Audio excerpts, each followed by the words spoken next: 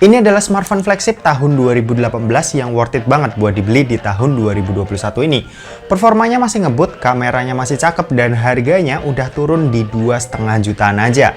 Oke deh, daripada kalian penasaran, yuk kita bahas smartphone yang satu ini, tapi setelah bumper dulu.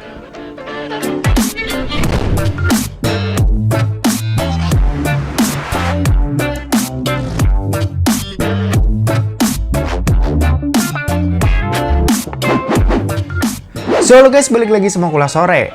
Oke, sebelum lanjut ke videonya, buat kalian yang doyan dengan konten-konten berbau teknologi atau gadget, kalian bisa pertimbangkan buat subscribe channel ini dan jangan lupa buat aktifin lonceng notifikasinya supaya kalian nggak ketinggalan berita-berita update dari Kuliah Sore. Oke, ini adalah Google Pixel 3, sebuah smartphone mantan flagship yang dirilis di tahun 2018. Yap, HP ini emang nggak secara resmi rilis di Indonesia. Cuma smartphone ini tuh banyak banget beredar di online marketplace dan kayaknya orang Indonesia tuh tahu mana HP yang beneran bagus. Oke, HP ini sendiri aku dapetin dengan kondisi mulus dan kelengkapan yang full set ya. Full setnya tapi OEM dengan harga tuh Rp2.750.000. Buat kalian yang mau dapat harga lebih murah, ada juga kok yang jual di angka 2,5 jutaan dengan kondisi ya paling agak lecet dan batangan aja. Buat desain HP ini kelihatan simple banget ya, dan ini ciri khas Pixel banget yang justru ini malah kelihatan keren dan mahal. Buat material yang dipakai tentunya udah pakai kaca. Secara nih HP tuh HP flagship yang bodinya itu solid dan premium banget. Di sini di bagian back covernya bisa kita lihat kalau ada dua layer yang terpisah di bagian atas dan di bawahnya. Dimana yang di bagian atasnya ini kacanya glossy gitu ya, dan sedangkan yang di bagian bawahnya ini sejenis frosted glass. Di bagian bawahnya sendiri ini kita juga bisa lihat ada logo Google Pixel yang benar-benar simple dan minimalis. Terus ada fingerprint scanner yang kecepatan bacanya ini oke banget, dan di bagian atasnya ini ada satu buah kamera, satu buah flicker sensor, dan dua buah LED flash yang jadi satu tempat. Kalau buat frame ini terbuat dari aluminium frame yang di sisi atas ini ada lubang mikrofon. Di sisi kanan ada tombol power dan tombol volume. Di sisi kiri ini kosong, nggak ada apa-apa. Dan di bagian bawah ini ada SIM tray yang tipenya ini single SIM. Dan ada juga lubang USB Type-C. Yap, nggak ada lubang jack audio 3,5 mm yang artinya kalian tuh harus beli dongle tambahan buat ke lubang USB-C-nya. Kalau buat desain di bagian depan ini bentuknya masih cukup tebal ya buat bezel bagian atas dan bawahnya. Cuma yang bikin tetap keren itu karena bezel atas dan bawahnya ini hampir simetris. Di sini terdapat speaker yang tentunya ya udah stereo dan letaknya itu ada di atas dan di bawah dari bezelnya ini. Terus kalau kalian lihat di bagian bezel atasnya ini terdapat dua buah kamera yang detailnya bakal kita bahas nanti. Buat layarnya ini sendiri menggunakan layar berpanel POLED dengan resolusi Full HD Plus dan bentang layar itu sebesar 5,5 inci. Ini enak banget ya dipakai terutama buat penggunaan satu tangan, dimana nih HP tuh compact banget dan nggak kayak HP-HP zaman sekarang yang gede-gedean punya dimensi layar. Buat dipakai nonton ini juga asik banget, warnanya bagus, detailnya bagus, dan ketajamannya juga tajam banget. Ya meski balik lagi kalau dipakai buat nonton layar 5,5 inci itu mungkin bakal terasa kekecilan buat sebagian orang dan mungkin agak kurang nyaman ya buat dipakai nonton. Kalau buat performanya HP ini tentu masih tergolong ngebut buat tahun 2021 ini. Dibekali chipset Snapdragon 845, kartu grafis Adreno 630 dan RAM sebesar 4 GB, aku rasa nih chipset masih powerful banget buat dipakai. Buat kebutuhan yang kasual ya udah cukup lah, apalagi cuma buat main sosmed, nonton film, atau sekedar foto-foto aja ini udah enak dan terasa smooth banget. Apalagi nih HP tuh yang punya Android ya, jadinya UI yang dipakai itu juga ringan dan buat software update-nya ini bakal terjamin paling cepet dan paling lengkap. Ya paling nggak nih HP tuh masih bisa kita pakai sampai update software ketiganya yaitu sampai Android 12 nanti.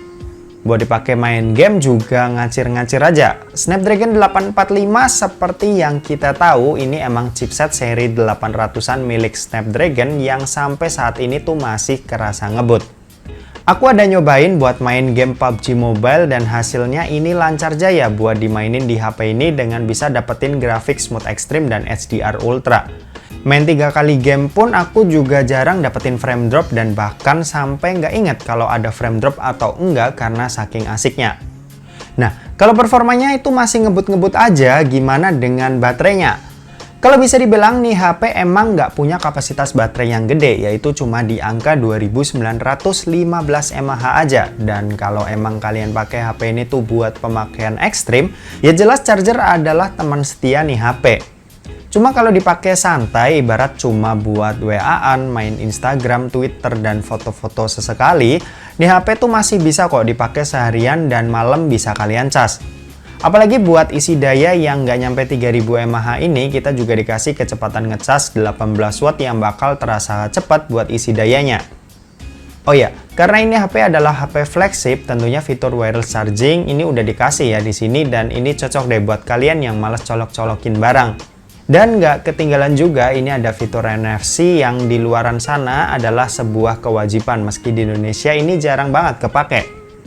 Kalau buat kameranya, si Pixel 3 ini dibekali dengan satu buah kamera aja nih di bagian belakang yang punya resolusi 12,2 megapiksel dengan bukaan f2.8.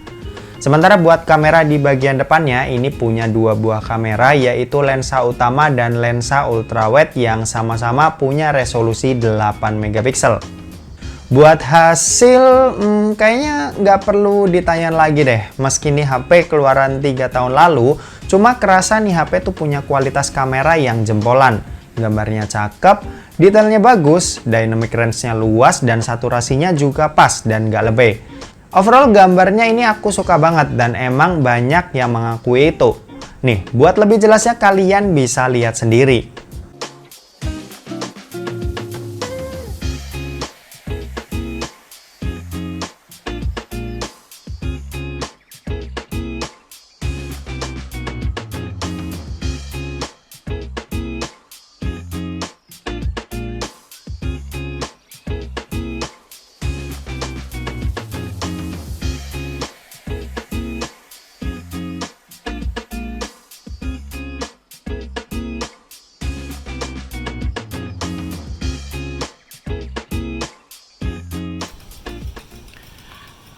Oke, ini adalah perekaman video kamera belakang dari Google Pixel 3, direkam pakai resolusi Full HD 30 fps.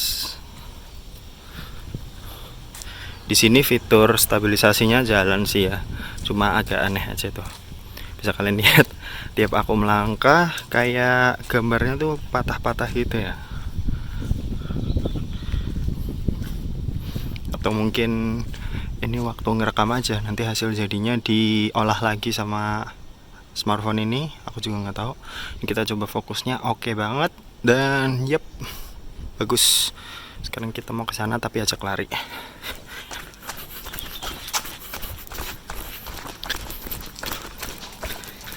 Oke, kurang lebih kayak gitu buat hasil perekaman video kamera belakang dari Google Pixel 3. Oke, ini perekaman video kamera depannya dari Google Pixel 3. Direkam pakai resolusi yang sama, yaitu Full HD 30 fps. Tapi ini karena lensanya 2 bisa kita ubah-ubah ya. Dan yang ini ultrawide-nya jadi lebih lebar. Oke, ini yang standar. Oke, kurang lebih kayak gini buat hasilnya. Duh, rambutku berantakan. Oke, pakai jalan biasa ya, kayaknya lebih asik pakai ultrawide karena lebih lebar gini. Oke, buat hasilnya kalian bisa nilai sendiri kayak gimana. Yuk. Kesimpulannya, buat kalian yang mempertimbangkan buat beli HP di rentang harga 2 jutaan, mengingat tuh banyak banget ya mid-range 2 jutaan yang udah bagus, aku rasa Pixel 3 ini masih cocok buat kalian lirik, meskipun ada kekurangan dibanding mid-range harga 2 jutaan yang kalian beli baru secara resmi. Di antaranya ini kalian bakal dapat layar yang lebih kecil, desainnya juga udah ketinggalan zaman, serta nggak dapat garansi resmi brand tersebut selama 1 tahun. Dan paling kalian cuma dapat garansi toko yang nggak lama, yaitu cuma 7 hari doang. Tapi buat kalian yang paham dan tahu apa aja yang bakal didapat dengan ngeluarin duit segitu, selamat! Kalian berarti udah tahu mana HP yang beneran bagus. Oke, mungkin segitu aja buat video kali ini. Terima kasih buat yang udah nonton video ini. Jangan lupa buat like, komen, dan share ke teman-teman kalian supaya teman-teman kalian mendapatkan informasi yang bermanfaat dari kuliah sore. Oke, terima kasih yang udah nonton video ini sampai habis dan sampai jumpa di kuliah selanjutnya. Bye-bye.